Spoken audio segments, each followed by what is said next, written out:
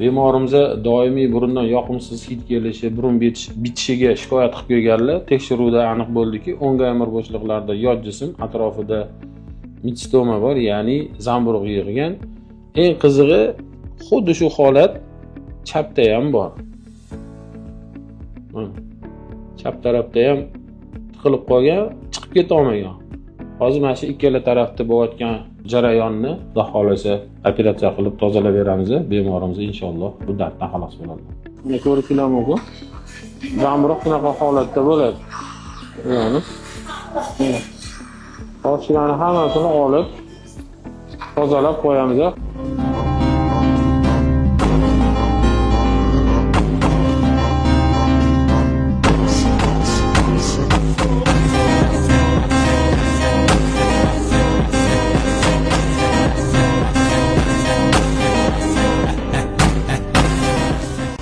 Ana alhamdulillah operatsiyani tugatib oldik.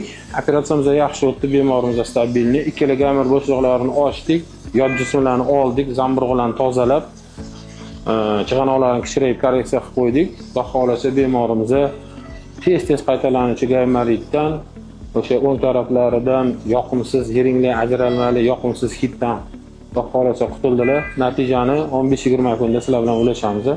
Bizani kuzatishda davom eting.